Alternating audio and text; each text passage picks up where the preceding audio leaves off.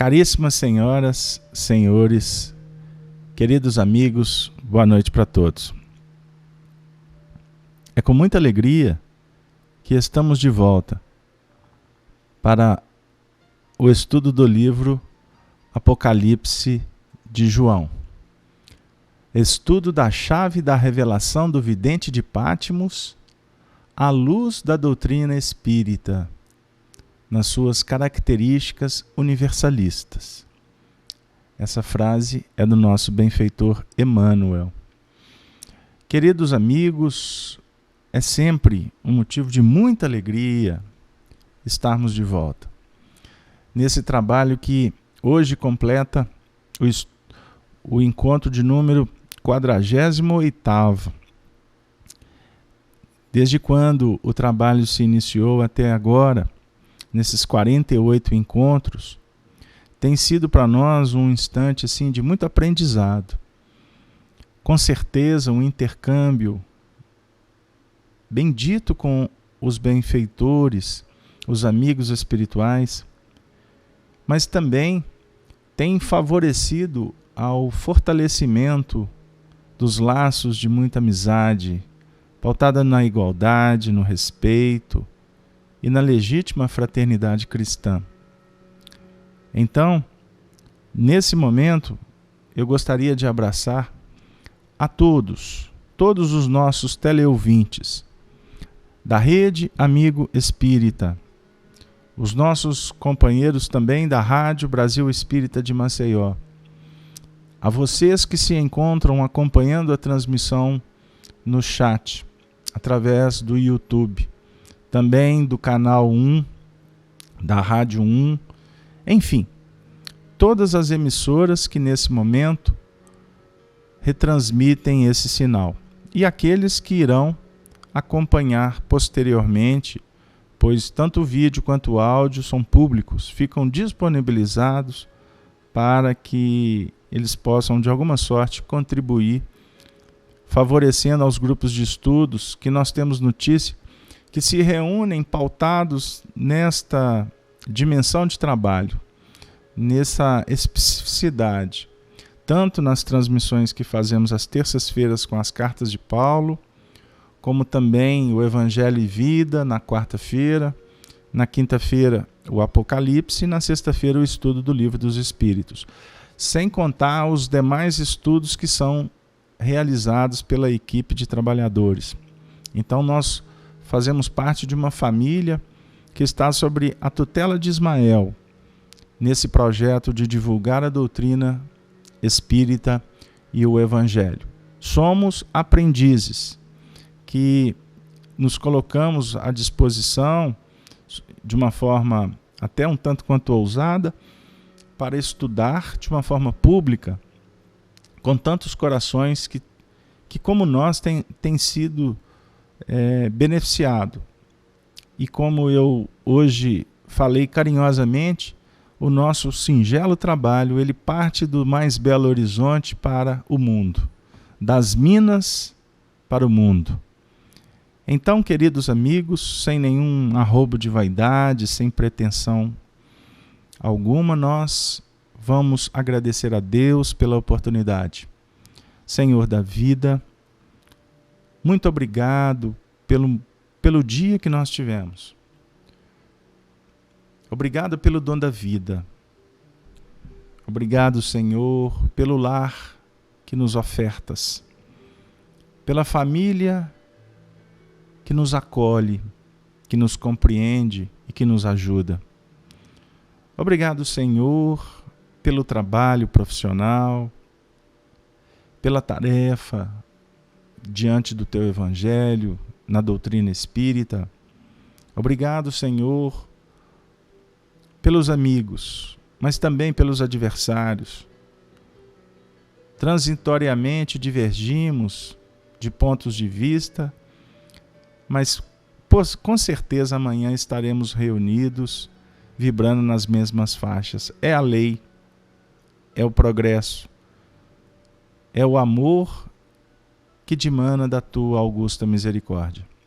Obrigado também, Senhor, pelos espíritos que nos tutelam, que se reúnem nesse instante, de mãos dadas, para favorecer o estudo de todos aqueles que nesse momento se vinculam. Mas, Senhor, ainda te pedimos que estes amigos espirituais que te representam possam, nesse momento, visitar os lares aqui representados, para que eles possam levar os recursos que favoreçam o bem-estar, o reequilíbrio, a saúde de tantos que amamos. Como também te pedimos, Senhor, que eles possam abençoar a todos que se encontram em situações difíceis na terra ou no plano espiritual. Que a tua paz, Senhor, envolva o nosso planeta, que nós possamos compreender a beleza da oportunidade de estarmos aqui para progredirmos. Ajuda-nos, Senhor, para que compreendamos o nosso Mestre Jesus. Senhor Jesus, a Ti nós só temos que agradecer pelo apoio, pela amizade, pelo carinho, pela presença em todos os momentos, principalmente naqueles em que ainda nos chafurdamos no egoísmo, na cólera, na invigilância, no desamor. Obrigado, Senhor Jesus, obrigado, Allan Kardec, a toda a equipe espiritual que favorece o progresso do mundo através das revelações. E assim, que hoje, especificamente no trabalho do Apocalipse, possamos estar sintonizados também com a falange de João Evangelista, o vidente de Patmos. Se conosco, Jesus, e que possamos chegar ao final do encontro felizes, em paz, com aquele sentimento do dever cumprido, mesmo que a nossa margem de erros, que a nossa incompetência ainda insista em obstaculizar as expressões que dimanam da tua verdade. Ó Senhor Jesus, luz de nossas vidas, obrigado e que assim seja. Que assim seja, graças a Deus.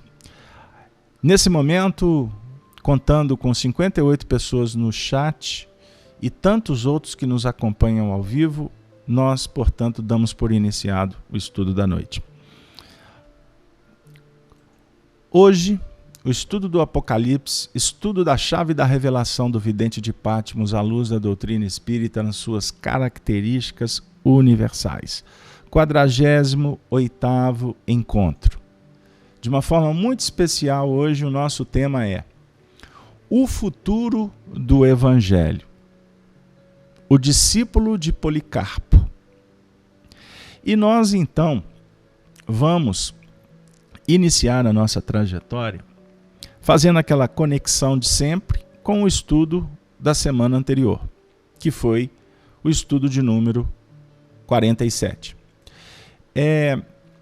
Nós vamos relembrar o ponto em que nos encontramos no estudo.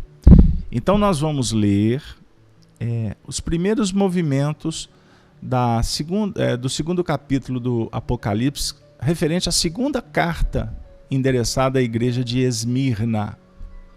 Então vamos lá. E ao da igreja que está em Esmirna, escreve, diz o Senhor: isto diz o primeiro e o último, que foi morto e reviveu. Eu sei as tuas obras, e tribulação e pobreza, mas tu é rico, e a blasfêmia dos que se dizem judeus e não são, mas são a sinagoga de Satanás. No versículo 10, não temas das coisas que hás de padecer. Eis que o diabo lançará alguns de vós na prisão, para que sejais tentados, e tereis uma tribulação de 10 dias. Sê fiel até a morte, e dar-te-ei a coroa da vida. Então nós estamos trabalhando, inclusive na última semana o tema foi a coroa da vida. nós, nesses primeiros movimentos da carta a Esmirna, abrimos um pouco para o contexto histórico. Quebramos aquela cadência que vinha apenas das interpretações para a gente ter um pouco de fôlego. Estudar as Escrituras, precisamos, vez por outra, trazermos elementos que possam favorecer o nosso entendimento. Então, esse primeiro instante do nosso encontro de hoje, o objetivo é fazer a conexão com aquele ponto em que nós interrompemos na última semana. Então, rapidamente, nós estávamos dentro de um contexto de uma reunião cristã,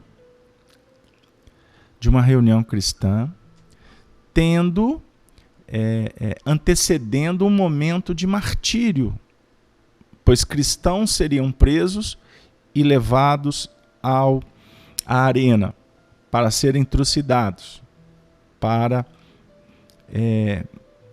oferecer espetáculos à insanidade humana da época. Então, nós falávamos sobre a igreja de Esmirna, que essa comunidade que recebeu essa carta de João, obviamente a carta do Cristo, era uma igreja que teve uma particularidade, uma especificidade muito interessante na história ali no início do cristianismo. A igreja de Esmirna teve como um dos seus fundadores Policarpo. Por isso que ele ficou conhecido, inclusive, como Policarpo de Esmirna. E Policarpo de Esmirna se transformou, inclusive, num representante de João Evangelista e ofereceu um contributo muito interessante para a fundação de várias igrejas e preparação de trabalhadores, porque é assim que o Evangelho propõe para a gente. Nós recebemos e depois de assimilado, a ideia é de repartir, é de multiplicar, por um movimento de gratidão e de amor ao Cristo que está a envolver, a proteger a todos nós. E dentre estes aprendizes, nós vamos encontrar na história Irineu. E Irineu, inclusive, levou para a região de Lyon estes ensinamentos que ele assimilou junto com Policarpo. Então é uma história muito bonita e que mexe muito com a nossa intimidade, porque falar do cristianismo, a história da chamada patrística, né, os pais da igreja, essa história mexe porque nós vamos encontrar exemplos de dignidade, de entrega, de fé, de muito amor, de simplicidade, de despojamento. O que ao longo do tempo foi se perdendo. E nós vamos, inclusive hoje, falar um pouco desse assunto. Então nós vamos voltar ao romance 50 anos depois, ditado pelo Espírito Emmanuel ao nosso querido missionário Francisco Cândido Xavier. E nessa obra, 50 anos depois, nós vamos encontrar no final do capítulo 4, início do capítulo 5, da primeira parte, a história que envolve o escravo Nestório. E nós vamos aqui nos envolver no ano em torno de 130, 135, por aí. Ou seja, no início do segundo século, né? No início do segundo século. E encontraremos Nestório, portanto, junto com cristãos, numa assembleia que teria como o palestrista daquela noite, daquela tarde, Policarpo de Esmirna. E, conforme nós trabalhamos no finalzinho da última semana, eles estavam reunidos e foi lido um trecho do Evangelho que, na expectativa da assembleia que se reunia, Policarpo iria interpretar a passagem. Então, eu vou ler a passagem de novo e recontextualizar. Sérgio Ostílio leu pausadamente. Cristão, Sérgio. Estando Jesus a pregar ainda para a multidão, sua mãe e seus irmãos de fé do lado de fora procuraram falar-lhe. Então alguém lhe observou. Tua mãe e teus irmãos encontram-se aí fora, procurando-te. Respondendo a quem o advertira, disse o mestre: quem é minha mãe e quem são os meus irmãos? E estendendo a mão para todos os seus discípulos e seguidores, exclamou: eis aqui minha mãe e meus irmãos, porquanto quem quer que faça a vontade de meu Pai que está nos céus, esse é meu irmão, minha irmã e minha mãe. Nestório, a palavra foi concedida, Nestório toma a frente. E ele, num ato de fé, de coragem, por ter aprendido tanto com Policarpo, pede a palavra. E assim, Emmanuel descreve como aconteceu naquela noite. Lembrando que Nestório é uma das vidas do espírito benfeitor Emmanuel. Então eu peço vocês a licença, porque é necessário a gente trabalhar o texto. Ele estava sinceramente comovido. Irmãos, sinto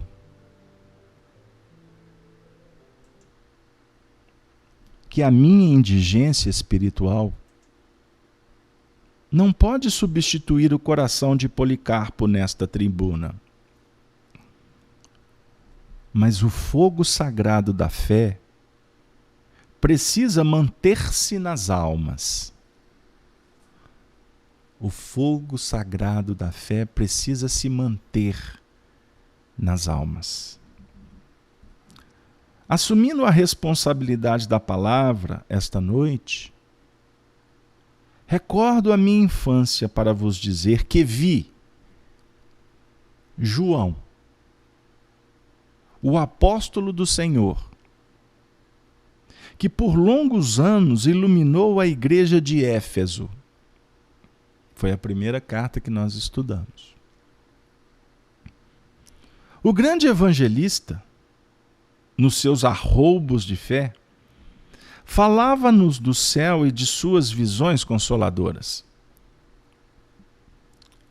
Seu coração estava em permanente contato com o do Mestre, de quem recebia a inspiração divina, como derradeiro discípulo na terra, santificando-se as suas lições e as suas palavras com o sopro sublimado das verdades celestes. Invoco essas reminiscências longínquas para recordar que o Senhor é a misericórdia infinita. Na minha pobreza material e moral, não tenho vivido senão pela sua bondade inesgotável, e quero invocar a sua assistência caridosa para o meu coração nesse momento. Desde criança, tenho os olhos voltados para os sublimes ensinamentos do seu amor, e parece-me também havê-lo visto no seu apostolado de luz, pela nossa redenção, na face escura da terra. Nesse momento ele está tendo uma reminiscência da sua vida anterior como senador Lentulus, pois o senador assistiu à pregação de Jesus. Então ele está lembrando. Às vezes, continua Nestório. Como que impulsionado por um mecanismo de emoções maravilhosas, tenho a doce impressão de ainda o estar vendo junto ao Tiberíades, a ensinar a verdade e o amor, a humildade e a salvação. Figura-se-me frequentemente que aquelas águas claras e sagradas cantavam-me no coração um hino de eterna esperança e, apesar dos véus espessos de minha cegueira, sinto que o contemplo em Nazaré, ou em Cafarnaum, em Cesareia ou em Betsaida, arrebanhando as ovelhas, desgarradas do seu aprisco. Sim, irmãos, o Mestre nunca nos abandonou no seu apostolado divino. Seu olhar percussiente vai buscar o pecador no mais recôndito socavão da iniquidade. E é pela sua ternura infinita que conseguimos caminhar indenes nos desfiladeiros do crime e do infortúnio. Por muito tempo falou Nestório das suas lembranças mais gratas ao coração. Falou da sua infância na Grécia, as descrições suaves de João Evangelista aos discípulos queridos, as pregações e exemplos do Senhor, suas visões nos planos celestiais, as reminiscências do presbítero Iohannes, a quem o inesquecível apóstolo havia confiado os textos manuscritos do seu evangelho. Era tudo exposto à assembleia pelo liberto, pelo ex-escravo, com as cores mais vivas e impressionantes. Depois de relatadas as reminiscências de Éfeso, com os seus vultos mais eminentes, falou para comentar a leitura da noite. Vamos lá. Para tanger o ponto evangélico desta noite, lembremos que Jesus não podia condenar os laços humanos e sacrossantos da família. Nas suas palavras, proferidas para a eternidade, abrangem e abrangerão todas as situações e todos os séculos vindouros, de modo a demonstrar que a fraternidade é o alvo e que todos nós, homens e grupos, coletividades e povos, somos membros de uma comunidade universal. Fraternidade essa que um dia nos integrará a todos como irmãos bem-amados e para sempre. Seus ensinamentos referiam-se àqueles que, cumprindo a vontade soberana e justa do Pai,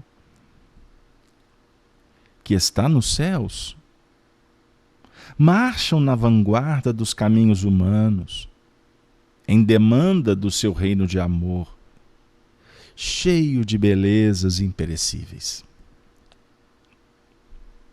Os que sabem acatar, neste mundo, os desígnios de Deus, com humildade e tolerância, com resignação e com amor, chegarão mais depressa, junto daquele que se nos revelou há 100 anos como o caminho, verdade e vida.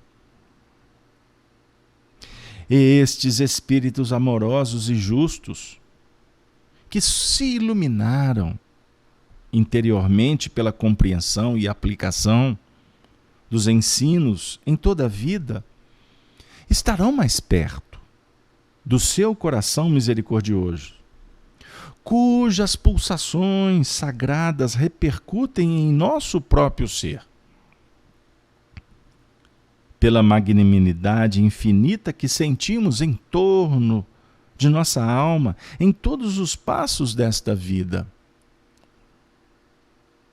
Tais criaturas são desde já seus irmãos mais próximos, pela iluminação evangélica no cumprimento das leis do amor e do perdão.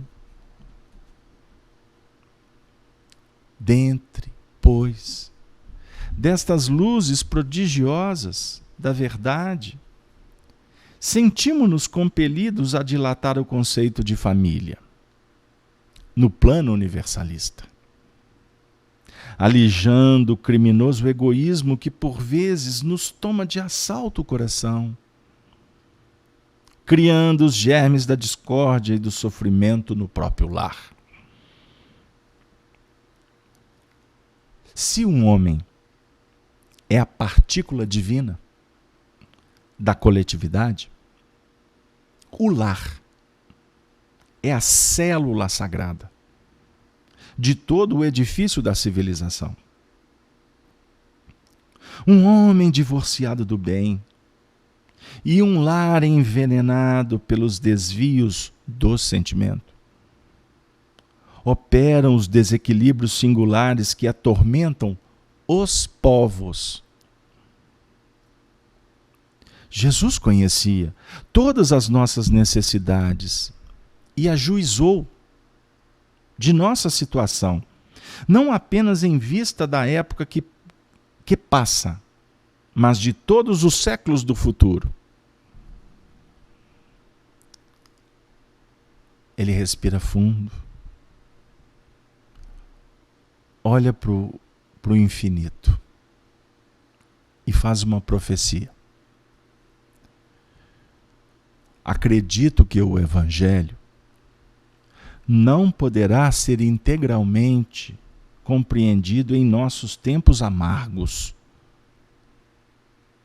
de devassidão e decadência. Era o ano de 130. Todavia, continua o profeta, enquanto as forças mais poderosas do mundo se concentram nesse império cheio de orgulho e impiedade, outras energias profundas trabalham o seu organismo atormentado, preparando o advento das civilizações do porvir. Até agora, era o ano de 130. Recordando que estamos no ano de 2016, caminhando para 2017. Até agora, as águias romanas dominam todas as regiões e todos os mares. Mas dia virá em que esses símbolos de ambição e tirania hão de rolar dos seus pedeçais, numa tempestade de cinzas e de sombras. Outros povos serão chamados a dirigir os movimentos do mundo. Mas enquanto o espírito agressivo da guerra permanecer entre os homens, qual monstro de ruína e de sangue, é sinal de que as criaturas não se realizaram interiormente para serem os irmãos do Mestre, puros e pacíficos. A Terra viverá as suas fases evolutivas de dor e de experiências dolorosas, até que a compreensão perfeita do Messias floresça em todo o mundo para as almas. Até agora, o cristianismo tem medrado com as lágrimas e o sangue de seus mártires, Mas os Espíritos do Senhor, cujas vozes ouvi na mocidade, nas sagradas reuniões da igreja de Éfeso, asseveravam aos discípulos de João que não levará muito tempo. O proselitismo do Cristo será chamado a colaborar nas esferas políticas do mundo para dissipar a treva e a confusão de sua rede de enganos. Nessa época, meus irmãos, talvez que a doutrina do Mestre venha a sofrer o insulto daqueles que navegam no vasto oceano dos poderes terrestres, cheios de vaidade e despotismos. É possível que espíritos turbulentos e endurecidos tentem subverter os valores de nossa fé, desvirtuando-a com as exterioridades do politeísmo. Mas ai dos que operarem semelhante atentado, em face das verdades que nos orientam e consolam. Nos esforços da fé, jamais esqueçamos a exortação do Senhor às mulheres de Jerusalém, que pranteavam ao vê-lo avergado sobre o madeiro infamante. Abre aspas. Filhas de Jerusalém, não choreis por mim. Chorai por vós mesmas e por vossos filhos, porque dias virão em que se dirá: ditosas as estéreis, ditosos os ventres que nunca geraram, os seios que nunca amamentaram. Por-se-ão todos os homens a dizer aos montes: cai sobre nós, e às colinas, cobri-nos. Por quê? Se assim procedem com o lenho verde, que se fará com o lenho seco? Ai de quantos abusarem em nome daquele que nos assiste do céu e conhece nossos mais recônditos pensamentos. Pois, mais tarde, conforme o prometeu, a luz do alto se derramará sobre toda a carne, e a voz do céu será ouvida na terra, através dos mais doces ensinamentos e das mais elevadas profecias. Se falharem os homens, hão de vir até nós os exércitos de seus anjos, atestando a sua misericórdia.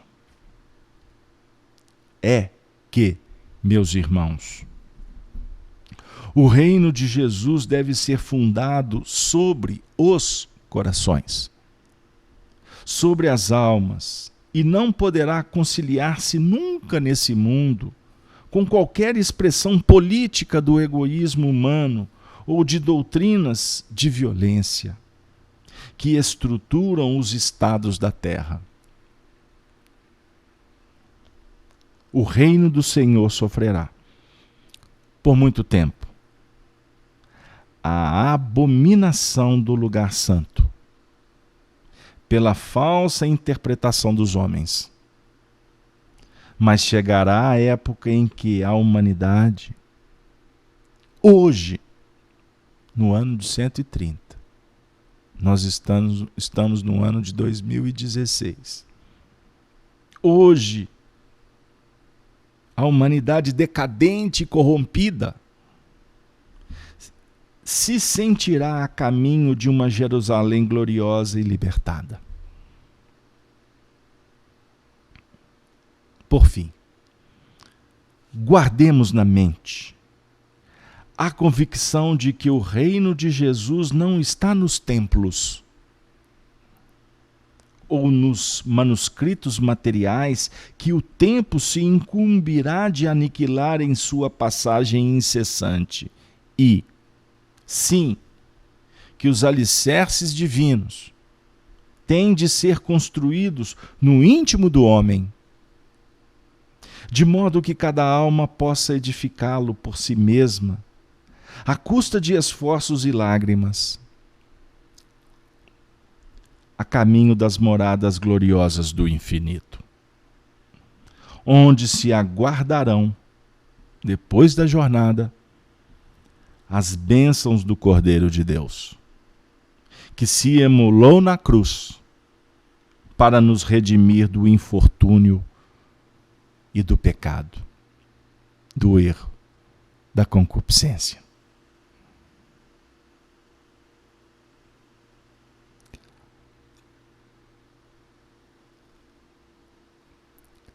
As tochas que sustentavam a luz do ambiente parece que sentiam as vibrações do alto, como se fosse um vento a visitá-las. E naquele ambiente quase de penumbra, mulheres, jovens, escravos, anciões, aqueles cristãos estavam emocionados, comovidos com a inspiração de Nestório. Pois aquelas falas, aquele discurso, penetrava como um bisturi para abrir o entendimento. Mas ao mesmo tempo, foi feito com tanto amor que balsamizava as feridas, as dores, o desespero, a angústia daquele povo sofrido. Era a verdadeira manifestação da misericórdia. Era o Consolador, que vem e que vai. Ele vem para consolar, para acolher, para acalmar, para orientar, para encaminhar, para acompanhar. E depois o Consolador vai. Porque ele vem em espírito, o Espírito do Senhor. E depois que cumpre o papel amoroso, educativo, ele percebe que há o tempo de semear e o tempo para aguardar a fertilização, a germinação, a produção. E esse movimento é íntimo de cada aprendiz. Embora o Consolador vá, o Mestre dos Mestres permanece ao nosso lado, expectante que nós possamos convidá-lo para entrar no nosso coração. E o que é mais punjante, ele poder sair da nossa intimidade pelas mãos operosas,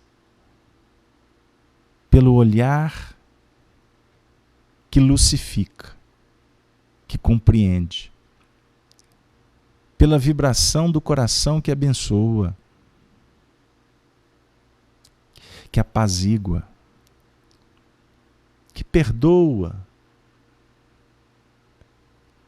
que opera a benevolência dentro da indulgência, nas expressões que harmonizam, que poetizam, que acalentam, e depois liberta. E quando assim opera, o Mestre fica ao nosso lado, portanto, esperando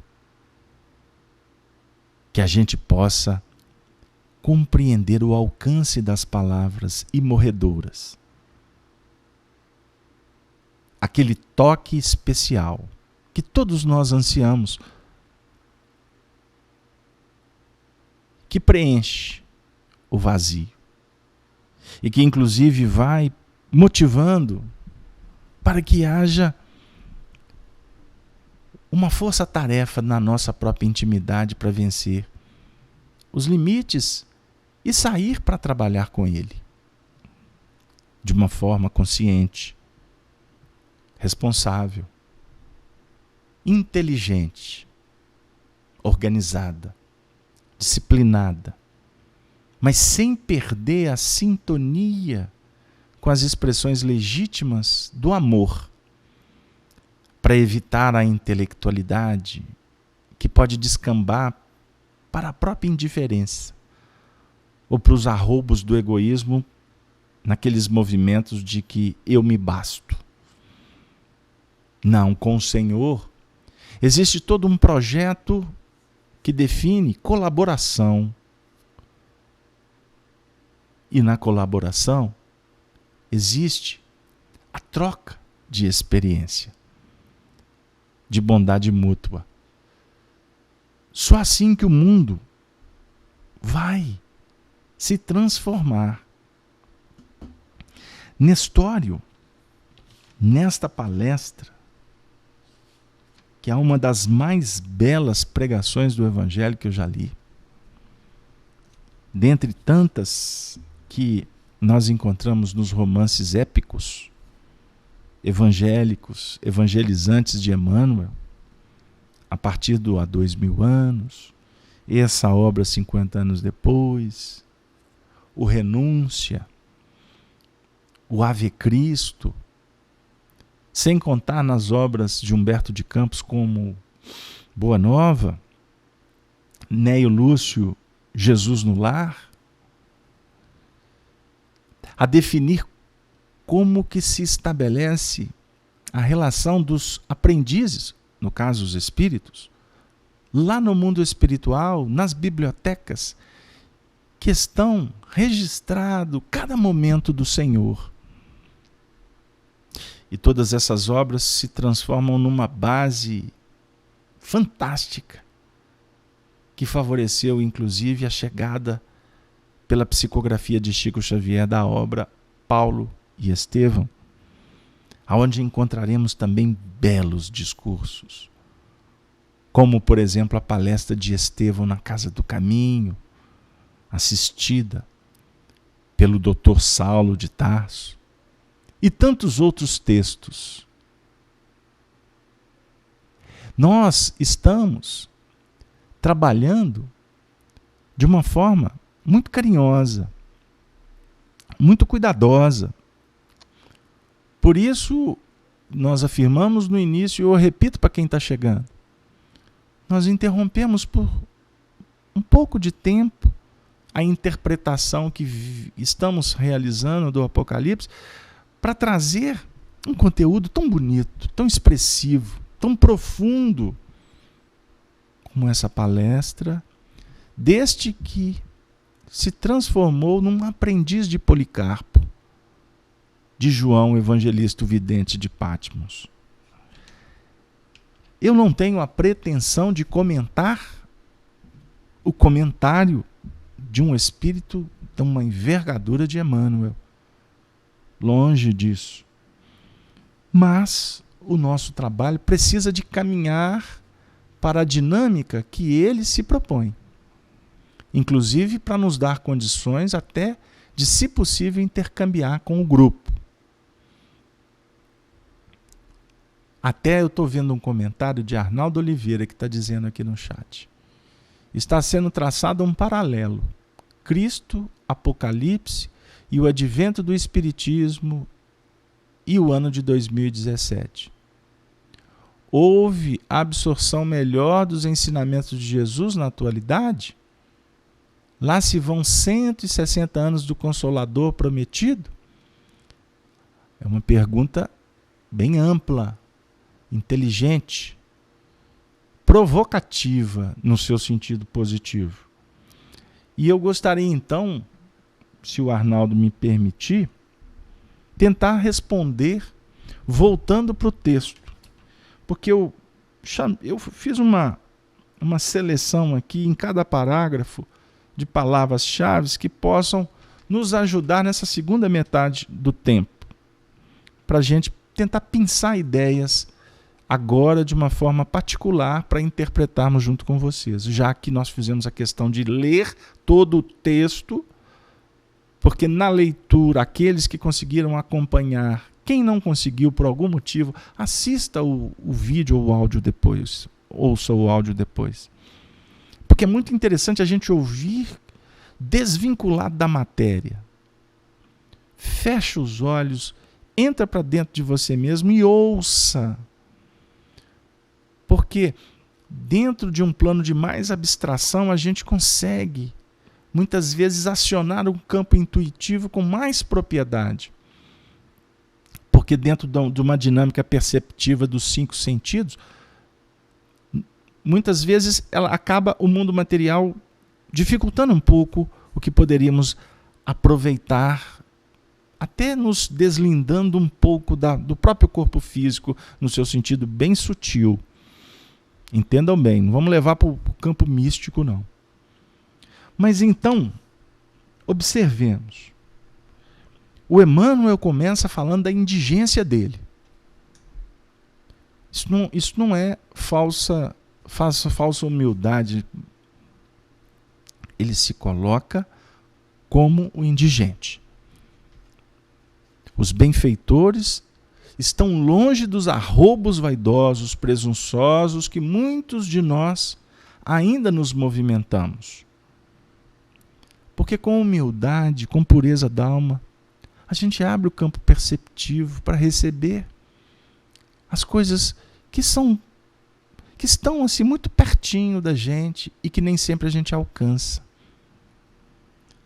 Então ele fala que teve uma experiência, não por vaidade, junto com João, na igreja de Éfeso. Ele fala de Policarpo, a definir o seguinte: Deus me abençoou porque eu estive do lado de quem tem autoridade. Os nobres valorizam isto. Na terra nem sempre nós consideramos. Nós damos o valor devido, o agradecimento bendito, quando estamos próximos de fontes que possam favorecer o nosso crescimento. Muitas vezes tem que vir a desencarnação para a gente dar falta. Então eu estou colocando aqui como uma reflexão assim, bem sutil. Ele fala que desde criança tem os olhos voltados para os sublimes ensinamentos do seu amor. Desde criança. Ele era criança escrava. Por que desde criança? Porque na sua última existência, ele negou. Ele negou Jesus. Ele negou a oportunidade, inclusive de ouvir de uma boca santa, de um coração sublimado, as verdades espirituais. Nos referimos a Lívia, a esposa do senador Lentulus. Jesus foi crucificado, o tribunal teve a participação dele, direta, mas Lívia morreu no circo, numa data festiva para o senador, e dali começou a desdita dele. Até que ele foi preso, quando no cerco a Jerusalém, acompanhando Tito Vespasiano, a pedido do pai, o imperador Vespasiano. Ele foi preso pelos judeus, ele e Pompílio Crasso, seu amigo. Pompílio foi morto e ele foi cegado por André de Gioras, num processo de vingança. Ali começou a desdita dele, até ele desencarnar já cristão, em 79, com a erupção do Vesúvio, na cidade de Pompeia. Foi para o plano espiritual com muitas dificuldades, mas já começou um redirecionamento. E ele então reencarna como escravo. E numa injunção de muita dor, numa carência, numa complexidade, num drama muito sério. Mas ele já estava com os olhos querendo enxergar de novo Jesus. E é muito interessante porque ele fala que volta no passado, como se ele tivesse visto. Porque na realidade ele viu. Só que ele estava com um tampão no olho, né? O orgulho, o egoísmo fecham, obstam a nossa visão. Você está vendo, mas não está vendo. São pontos. Inclusive existe cegueira espiritual. Eu já tive a oportunidade de atender cegueira no centro espírita, que não era cegueira física, não, era cegueira espiritual. E o indivíduo, eu assisti muitos que saíram enxergando. Alguns no mesmo dia, outros demoraram muito tempo, mas voltaram a enxergar. E eu estou falando de não ver mesmo, luz. Embora existem cegueiras, que o indivíduo está vendo a luz, mas ele está cego diante da verdade. Aí, como dizia o Chico, certa feita ele falou para o Arnaldo Rocha, não tem jeito, Naldinho.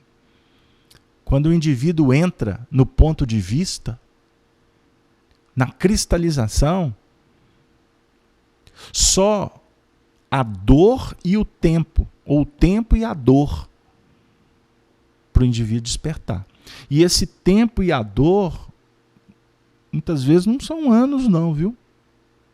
Podem ser décadas, pode ser desencarnar. O indivíduo pode desencarnar no mundo espiritual, ele continua enxergando com cegueira da mesma forma. Ele acha que está vendo, mas continua cego, defendendo ponto de vista, fanático, intolerante. Não abre para nenhuma análise. É ele que está certo e ponto. Aí muitas vezes reencarna até cego mesmo, para ter que trabalhar a humildade e voltar a enxergar com a visão física para lá na frente perceber, compreender, se render a uma verdade soberana. Então, ponto de vista é algo que nós precisamos estar sempre atentos, porque nós podemos ter um ponto de vista que está bem fundamentado, mas o ponto de vista sempre é um ponto. E que esse ponto vai se dinamizando e se rendendo sempre a outras novidades que vão chegando no tempo e no espaço. Vamos voltar. Aí ele vem trabalhar alguns aspectos interessantes, né? Ele fala, já na segunda parte do discurso, no que remonta à interpretação do texto. Quando ele vai dizer o seguinte, que o alvo das Escrituras é trabalhar a fraternidade. Num sentido, num âmbito da intimidade, da individualidade, da comunidade, da universalidade. E aí ele toca num assunto muito importante. Ele começa a falar sobre a transcendência das relações. Começarmos a ter uma visão cósmica da vida. Termos fundamentos na nossa alocução, nas nossas expressões, que possam se caracterizar como expressões de eternidade, de excelsitude. Nós somos cidadãos do universo. O planeta Terra está em permanente intercâmbio com outros orbes, com os superiores para aprendermos, com os inferiores para ensinar. É da lei. Então, como que está acontecendo essa interação é que mexe com a nossa curiosidade. Nós trabalhamos no sentido de uma relação espiritual, dentro, inclusive, de um acanhamento de percepção que a humanidade, que os homens na Terra, perambulam dentro delas. Então nós estamos sendo visitados por seres de outros mundos permanentemente. Aí o que anda acontecendo na atualidade? Nós estamos procurando alienígena. Inclusive, até no movimento espírita começou essa febre. E aí a gente observa que são os frutos teratológicos da ignorância, que está querendo descobrir alguma coisa. Aí, como não conseguimos nos manter com os olhos voltados para a base, para entender principalmente o contributo moral, espiritual da mensagem cristã, que o Espiritismo favorece nos tempos atuais, nós vamos singrar por territórios complexos, areia movediça, território da especulação, do invencionismo, o que inclusive dá margem para processos obsessivos. Médiuns, como dizia Arnaldo Rocha, viajando para caminhos que costumam não ter volta. Então isso nós precisamos estar atentos. Agora vamos voltar o nosso foco para o intercâmbio moral. Vamos entender o âmbito de ação que nos compete. E aqui o Emmanuel vem nos falar sobre a importância dos sagrados laços de família. Nós temos batido muito nesse tópico, nas atividades que temos feito no movimento espírita, porque nós temos verificado nesses textos que foram escritos lá na década de 40 e de 50, através do Chico e de outros médiuns sérios, em que os espíritos estão nos convidando a viajar no tempo para a gente refletir sobre a história, sobre as bases, sobretudo nos ensinamentos do Senhor que nos favorecem na qualificação do nosso comportamento nos tempos atuais. E eles são muito claros em demonstrar, por exemplo, a importância das nossas relações, da qualificação dos nossos desejos, das nossas emoções, o cuidado com as paixões. E por isso eles falam de família, eles falam de comportamentos que nós podemos ter para obter mais segurança, mais tranquilidade na nossa desenvoltura. E aqui o Emmanuel vem nos falar de um ponto que realmente nos deixa assim, pensativos. Observemos o assalto do egoísmo, que cria germes da discórdia e do sofrimento dentro do próprio lar. Aí ele vai, o parágrafo que mais me chamou a atenção, eu vou relê-lo, que diz assim: se um homem é a partícula divina da coletividade, o lar é a célula sagrada de todo o edifício da civilização. Um homem divorciado do bem e um lar envenenado pelos desvios do sentimento operam os desequilíbrios singulares que atormentam os povos. Aonde que a gente tem batido? A humanidade, a sociedade em decadência, a sociedade materialista, tá? Porque existe uma sociedade que está caminhando a passos largos no espiritualismo, cada um no seu departamento. Mas nós não podemos generalizar. Mas no que remonta ao que está batendo na nossa porta, um percentual considerável representa uma sociedade em decadência. Porque os valores morais estão em bancarrota. Estão sendo cada vez mais desvalorizados. Por quê? Porque dentro desse contexto atual, nós estamos sofrendo os efeitos, sociedade, estamos sofrendo os efeitos de um fenômeno que aconteceu num contexto de tempo e de espaço, que foi manipulado propositalmente pelas forças antagônicas do progresso para dizimar, para fragilizar, para desestruturar a família. Sem família, todo o processo da educação espiritual ele fica comprometido. O Emmanuel está dizendo isso aqui para a gente. Os desequilíbrios singulares que atormentam os povos são os efeitos da partícula divina que ficou doente e da célula sagrada que está sangrando, que está doente, que está morrendo, entre aspas. Isso para nós é de um valor muito considerado, de extraordinária importância. Por isso que ele diz assim: Jesus conhecia todas as nossas necessidades e ajuizou de nossa situação não apenas em vista da época que passa, mas de todos os séculos do futuro.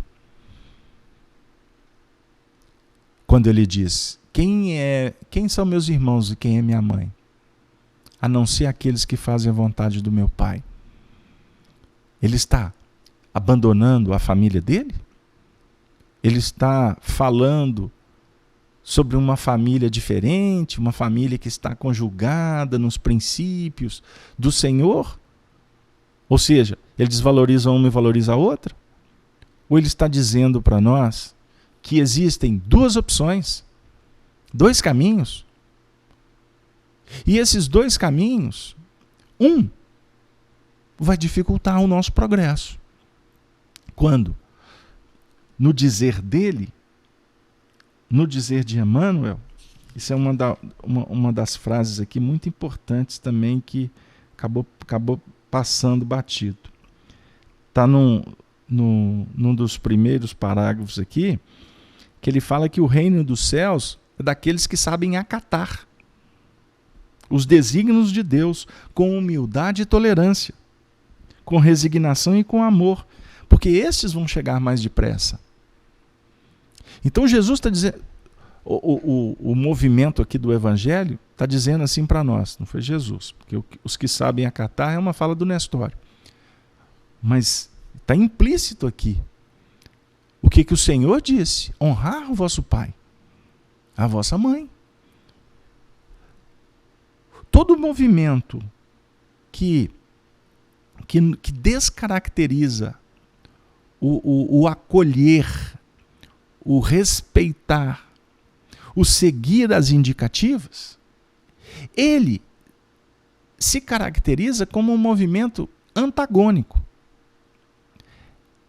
Aí eu vou voltar até, se vocês me permitem, eu vou voltar no versículo que nós estamos trabalhando aqui. O versículo 10º, não é da carta. Nada temas das coisas que hás de padecer. Eis que o diabo lançará alguns de vós na prisão.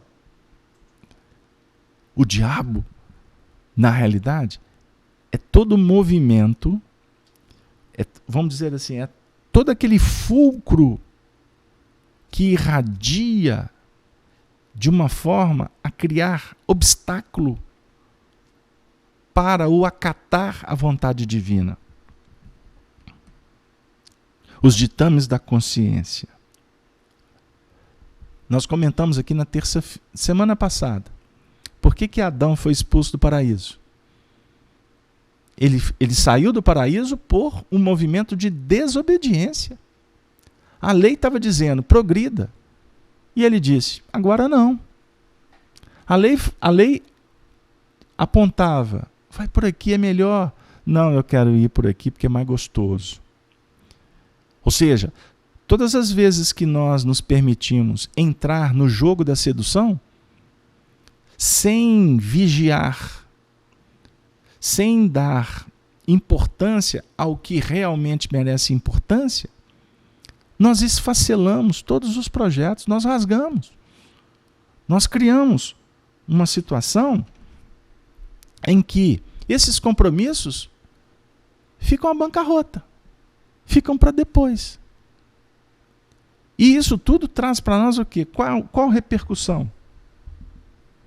O sofrimento, as dores, as aflições do caminho. Aí, dentro da proposta que o nosso companheiro colocou no chat, sobre a associação do Evangelho, do Apocalipse, dos 160 anos que nós vamos comemorar ano que vem, 160 anos de Espiritismo. Olha como passou rápido. Meu Deus! Há 10 anos nós estávamos em Brasília, comemorando os 150 anos do Livro dos Espíritos. Poxa, que saudade daquele evento e quanto que passou rápido. Então nós estamos há 160 anos da doutrina espírita. E nós, dentro desse contexto, a partir de uma análise desse texto do Nestório, eu tenho para mim, com toda a minha insignificância, que nós, no que remonta ao Evangelho, agora impulsionado pelo Espiritismo, nós ainda continuamos num processo de proselitismo com a mensagem. Nós, assim, com essa luta de implementar os ensinamentos no nosso dia a dia, nós somos convidados a espalhar a mensagem. Nós estamos sendo direcionados para contar que Jesus é o Mestre e que Ele está nos apontando caminhos. A doutrina espírita vem nos ajudar nesse discurso. Há muitas moradas na casa do Pai. Nós estamos intercambiando. Nós estamos trocando experiência com o encarnado, com o desencarnado. Através da mediunidade santamente vivenciada. Nós espíritas temos os modestos laboratórios nas casas espíritas, mas nós espíritas também, nós cristãos, estamos sendo convidados para participar de um movimento, de uma nova era, lá fora. A nova geração. A nova geração que hoje já levanta o dedo, dizendo assim, quando assiste, por exemplo, a um assassinato de um leão, como aconteceu aí na mídia, que todos nós assistimos, né? De um caçador lá na África que matou um leão lá muito conhecido, né? A humanidade, a sociedade toda se indignou com ele. Se a gente vamos caminhar para uns decênios atrás, o indivíduo que acertou um leão daquele, ele ia ganhar um prêmio. Aí ia ter disputa, ia até para o Guinness Book, quem acertava de mais longe, né? Com mais precisão, e etc. Agora a nova geração está dizendo não. A nova geração já não mais pactua com a indiferença. Olha o que os brasileiros estamos fazendo com o advento da internet, com as redes sociais, no movimento político aqui. Na hora que eles se movimentam para dar um golpe no povo, o povo antes já está na internet já se movimentando e eles estão vendo lá que não pode dar golpe, não. Porque antes o povo era enganado com pão e circo. Não é?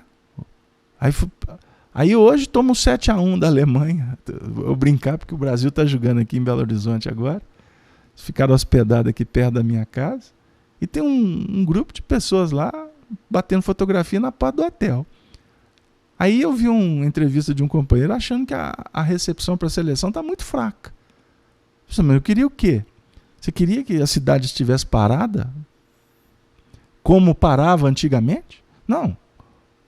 A maturidade das pessoas está numa outra dinâmica. Vamos assistir o jogo, vamos no estádio, mas peraí, não precisa desse oba-oba. E acabou o jogo, voltamos para a realidade. Então ninguém vai ser enganado por conta de um futebol, de um carnaval. E até porque está faltando dinheiro, talvez não vai ter nem carnaval em alguns lugares. Para algumas pessoas é um motivo de um escândalo. Para outros é um alívio. Mas aí a gente está vendo um processo de interseção entre as gerações. O que antes era, eu comentei outro dia, o que antes era charmoso para um galã de Hollywood, hoje a sociedade já não aceita como comportamento. No que remonta aos aspectos morais, idem. Então, está havendo muitas mudanças. Mas, vamos falar do proselitismo. A mensagem ela vai se espalhando. E é o que o Emmanuel disse aqui. Acredito que o Evangelho não poderá ser integralmente compreendido em nossos tempos amargos de devassidão e decadência. Todavia, enquanto as forças mais poderosas do mundo se concentram nesse império cheio de orgulho e impiedade, outras energias profundas trabalham o seu organismo atormentado, preparando o advento das civilizações do futuro.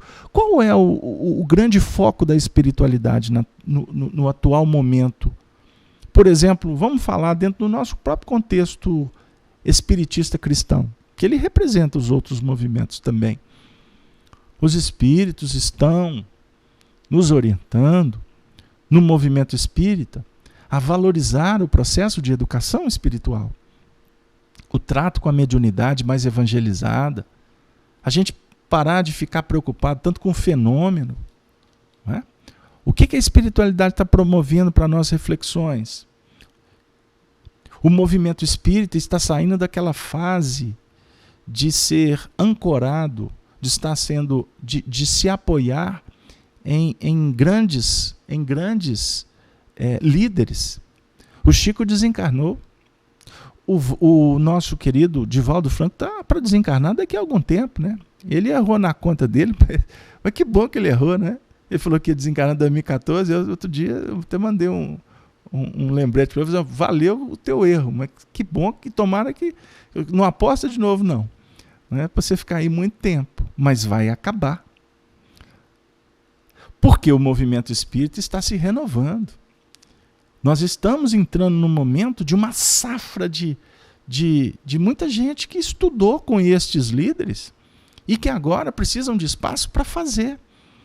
Kardec, as médiuns, depois os continuadores, o Brasil com tantos vultos, tantos educadores proeminentes, pessoas extraordinárias, mas eles desencarnaram e cederam um espaço para aqueles que eram os obsessores, os bagunceiros, os aprendizes. Né? E agora a gente está aqui tentando dar um recado. E que recado que a gente está dando? Primeiro, a busca da interiorização, da vivência, mas ao mesmo tempo saindo para a lida, né? Trabalhando dentro de um contexto de proselitismo, não um proselitismo, vamos dizer assim, contundente, preocupado, de querer encher casa espírita, de ficar preocupando com números, de pôr megafone, outdoor, venha ser espírita. Não é isso. Nós estamos trabalhando, tentando entender o que os espíritos estão nos mostrando, de uma forma em que vamos lidar com um organismo atormentado. Então é um evangelho para curar, oferecer terapêutica, dar carinho, mas porque preocupado em convencer ninguém, não. Aliás, que o tempo não vai permitir, mas nesse capítulo fica de para casa. Quem não tiver o livro, baixa na internet, tá? Vocês vão achar o livro 50 anos depois aí em PDF. Vocês vão encontrar a segunda parte desta palestra, que até me chamou muita atenção, porque o Emmanuel, quando ele termina, o Nestório termina, ele diz assim, agora o Nestório vai atender ao público, porque era prática dos cristãos. Eles terminavam uma oratória, por exemplo, e depois eles iam responder perguntas. Não tinha que sair correndo. Não tinha que ir embora. Não tinha que fugir do povo, porque o povo quer autógrafo, se deixar o povo quer isso, quer aquilo, quer aquilo, quer aquilo outro. A gente entende como que é sofrido para aqueles companheiros que têm que tem uma dinâmica de trabalho com um público maior. Eu já vivi isso, inclusive, ao lado do Divaldo, dele me contar algumas coisas que são assim, você ficar assustado. Então tem que sair mesmo, porque ele não dá conta. Mas quando a gente, inclusive, vai modificando esse painel e a gente vai multiplicando a quantidade de palestras, sem aquela pretensão de ficar enchendo o estádio, mas ter bons oradores nas casas espíritas, ali com aquele grupo ali da comunidade pequena, favorece para que quando terminar, a gente, como expositores, nós possamos estar esperando alguém trazer uma pergunta. Isso eu aprendi com o meu querido Oswaldo Abreu, irmão do Honório Abreu. Quando terminar, meu filho, espera um pouco, porque pode aquela palestra que você fez ali trazer um consolo para um suicida. Ele está com um revólver na bolsa. De repente ele vai te procurar e você pode ajudá-lo a desligar ou jogar fora aquele revólver. Agora, se a gente só pensa na gente e a gente vai embora, a gente não vai criar essa dinâmica que favoreça o nosso intercâmbio com os sofredores, mais do que nós mesmos, que também estamos sofrendo muito. Aí, o Emmanuel diz assim, sobre esse proselitismo, né? Que vai se espalhando, e inclusive nessa profecia ele fala do que aconteceu com o cristianismo, aonde a mensagem do cristianismo se transformou numa religião, a religião oficial, e fez parte da parte política, administrativa do orbe. Até, embora em alguns países ainda prepondere essa atuação religiosa, mas até, principalmente no século XIX, foi muito complexo isso. Então, o estabelecimento da democracia, do Estado laico, etc., auxiliou a desvinculação, né? Para que haja, inclusive, a liberdade do culto. Que todos possamos fazer a escolha de acordo com as nossas afinidades, com as nossas sintonias. Mas o que muitas vezes acontece até nos regimes socialistas, materialistas e etc.? Um abandono total da parte da religiosidade. O desprezar a filosofia. O discutir a ciência da vida. Aí a gente entra em territórios que vão, pelo abandono das questões morais, favorecer, trabalhar ainda de sorte a destruir a base familiar. As questões morais que devem ser aprendidas, discutidas dentro de um lar democrático, evangelizado, equilibrado, moralmente em processos de ajuste, aonde todos se responsabilizam com essa metodologia que vai libertar e que inclusive vai favorecer para que a gente esteja estabelecendo vínculos com outras almas. Porque depois que você viver em plenitude as suas experiências no seu lar, depois de cumprida a tarefa, a providência divina vai te convidar para outros movimentos, para outras interações. Então, o seu pai hoje, a sua mãe, a sua mulher, seu filho, etc., podemos estar nos movimentando para repetir isso depois. Pode ser até na vida seguinte, mas tudo vai depender da providência e da necessidade. Mas, quando se consolida, quando nós estabelecemos os vínculos cristãos de um amor puro, que inclusive vence até ou transcende as próprias paixões, o amor passa a se caracterizar por um entendimento de respeito e de favorecimento, de entrega, de renúncia, aonde os seres passam a viver de sorte a favorecer o outro. Enquanto no contexto de uma sociedade ainda materialista, os indivíduos perambulam pelo caminho voltados sempre para os interesses próprios, em detrimento àquele que está do lado, aqueles corações que por certo temos responsabilidades. Eu li um texto escrito pelo Divaldo, falando sobre as uniões, o momento atual, e eu achei muito interessante o comentário que ele fez sobre os desculpismos, né, que nós aplicamos para a gente abrir mão das responsabilidades. E a gente usa expressões legítimas, mas adequadas ao nosso interesse. Por exemplo, não quero mais, eu mereço ser feliz. Então, a doutrina espírita favorece a liberdade e agora eu vou optar em viver uma outra aventura conjugal, eu vou viver uma outra experiência. E aqui está ficando, aqui você está deixando para trás processos inacabados. Você pode estar deixando para trás corações violentados, desrespeitados. Antes foi prometido. Aí, durante o percurso, a gente muitas vezes se permite entrar no jogo da sedução, a facilidade, ao prazer efêmero, e nos complicamos diante da lei, o que inclusive redunda nos atendimentos que a gente faz nas casas espíritas. Por exemplo, quantos jovens perdidos porque os pais resolveram viver aventuras e passaram esses jovens a se tornarem órfãos de pais vivos.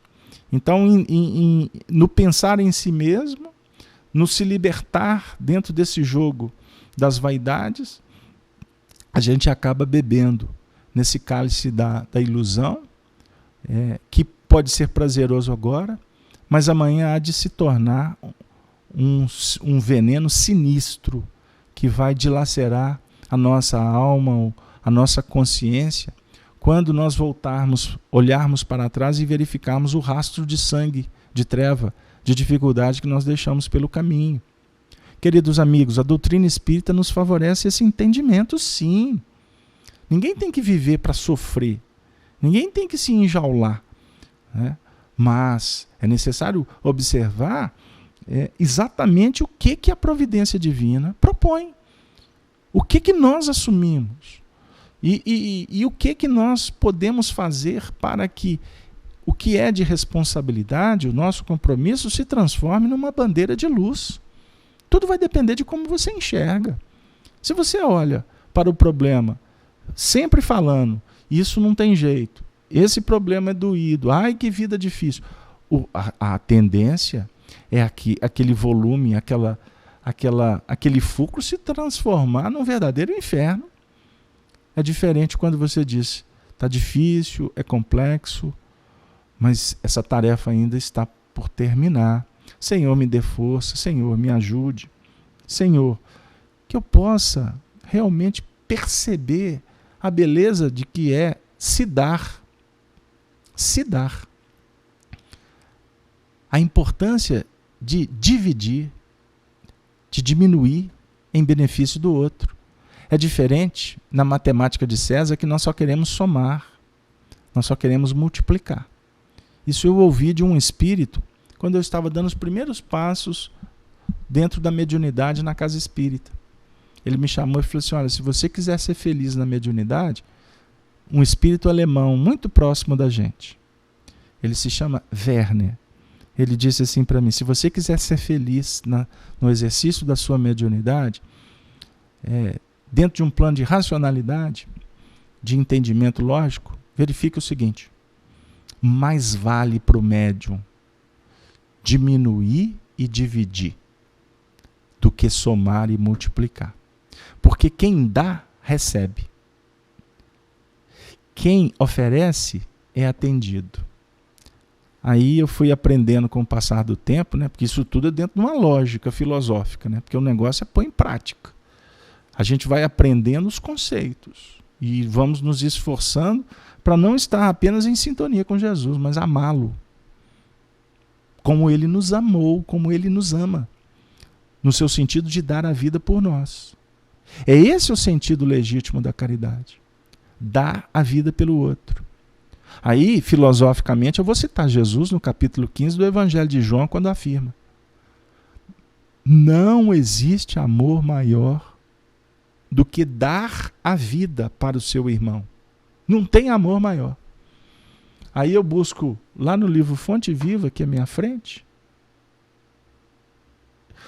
também no livro da Esperança, no livro Espírito de Verdade, uma página da Meimei, aqui no Fonte Viva uma página de Emmanuel. São duas lições muito parecidas, que diz o seguinte, que você não dá do que você tem, mas tudo que você dá, você passa a ter. Então é uma equação maravilhosa.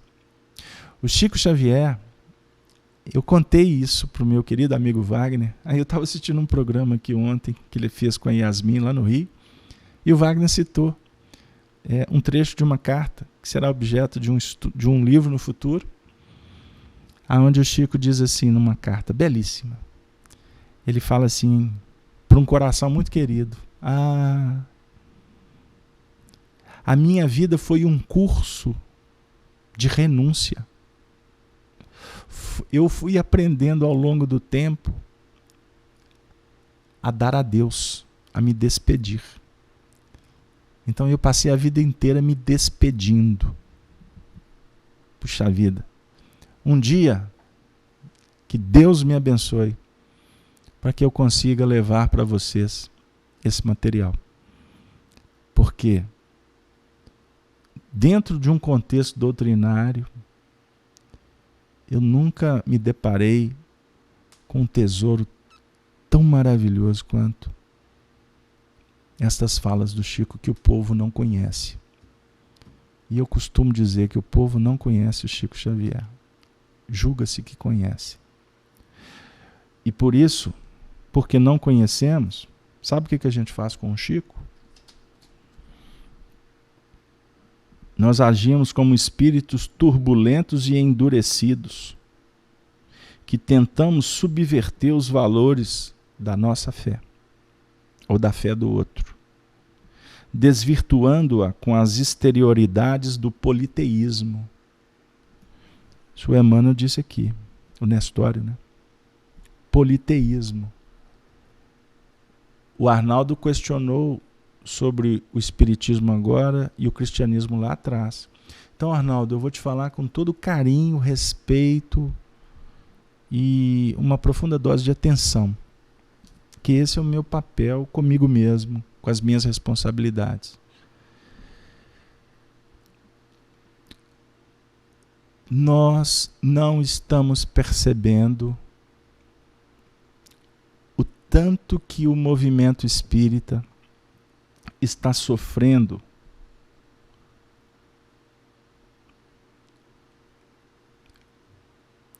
com movimentos de espíritos turbulentos e endurecidos. E em muitas obras, como por exemplo Tormentos da Obsessão, do Manuel, o Manuel Filomeno de Miranda aborda muito esses temas. Eu acho que é no Tormento da Obsessão mesmo que ele aborda esse assunto. Muitas vezes espíritos turbulentos e endurecidos tentam subverter os valores. E em alguns casos eles estão transvestidos de espíritas, desencarnados e encarnados, lutando para desvirtuar o movimento espírita. Como? Favorecendo o politeísmo dentro do movimento espírita. Idolatria, muitos deuses, mitos. Eu convido vocês aí para os livros de filosofia mais básicos. Vamos na história. O que significa mito? Por que criamos mitos? O mito foi criado para justificar o sobrenatural. Resumidamente. Então, não sabe. Então, isso é sobrenatural, isso está explicado, ponto.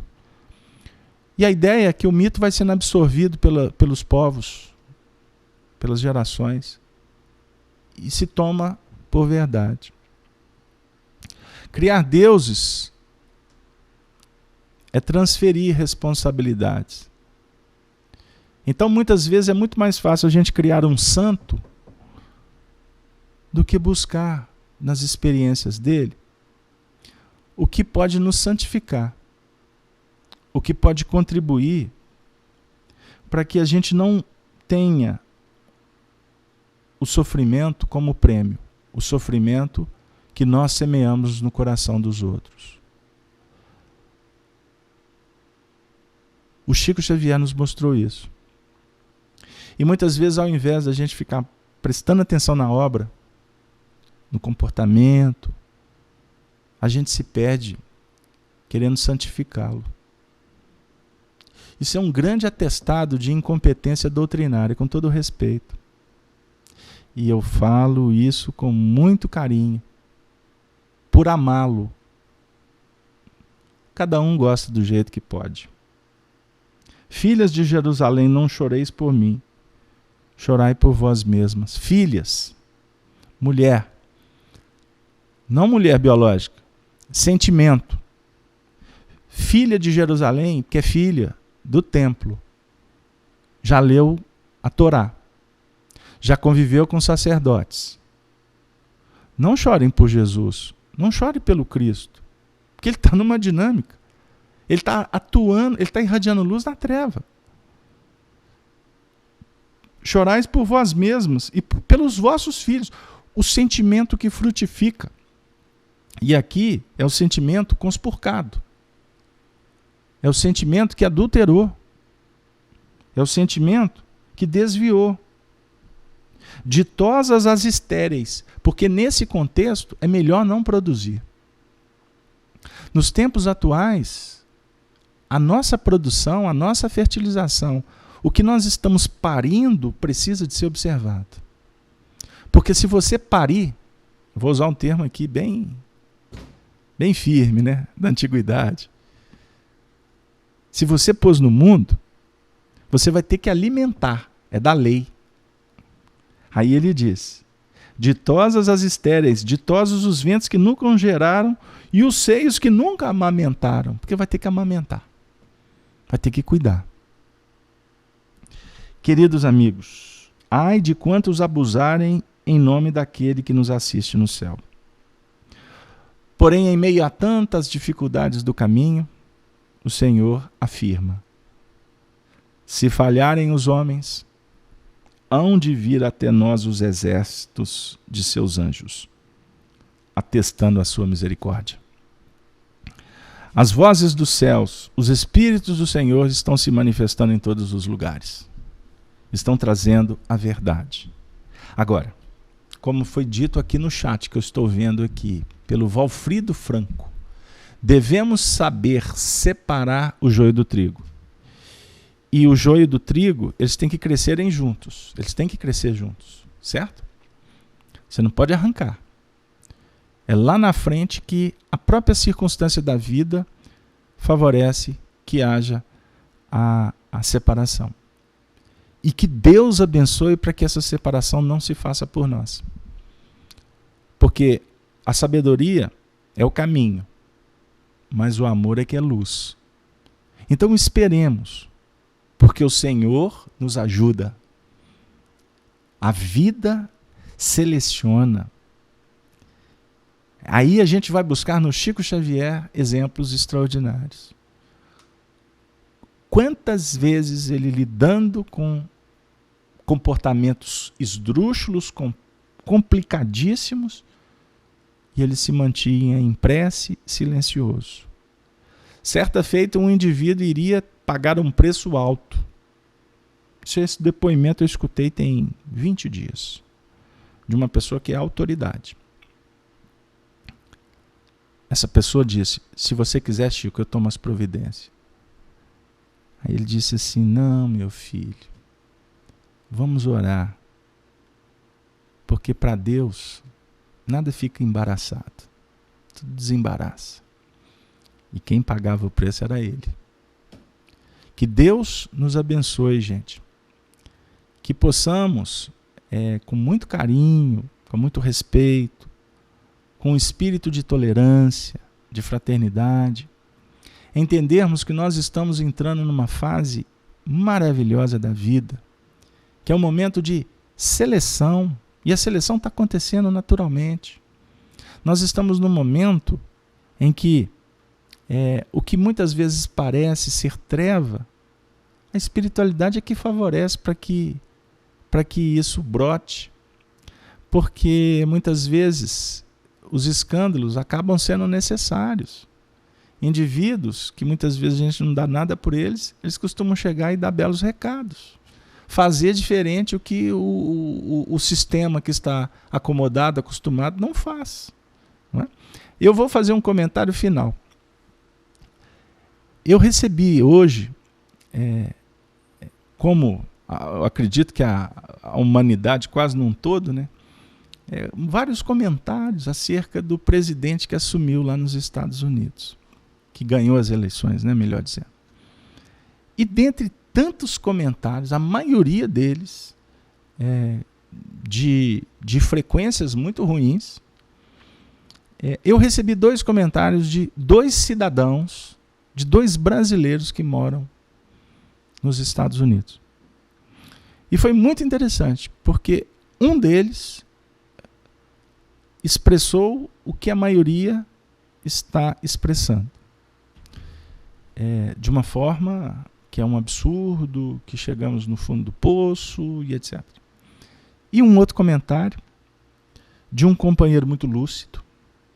Ele é representante de uma doutrina espiritualista, ele é autoridade nesse segmento. E ele falou exatamente o contrário. Aí ele disse assim, que Deus opera, que Deus favorece, e que muitas vezes nós, os homens, que estamos criando os obstáculos para entender a providência divina.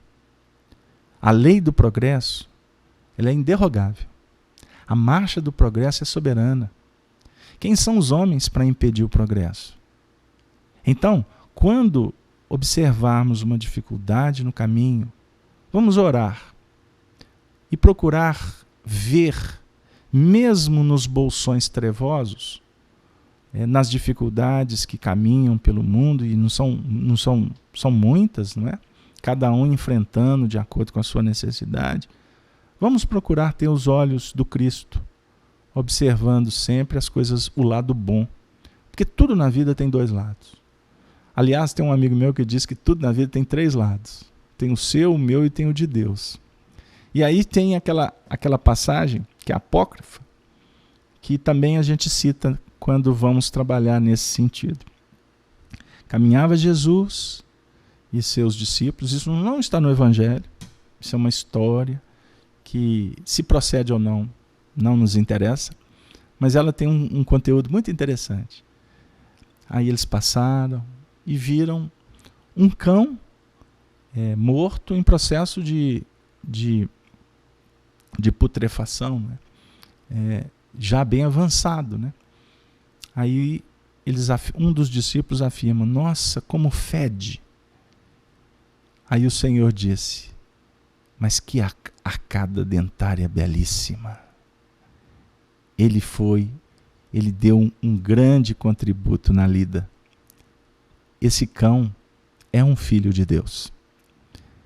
Aí eu concluo dizendo, ao mesmo tempo, diante de tantas informações imprecisas, estranhas, hoje eu me deparei com uma que eu fiquei estarrecido. Eu vi isso numa atividade que me deixou assim muito entristecido. Que Deus possa nos abençoar, meus amigos, para a gente não dar crédito ao que não merece crédito.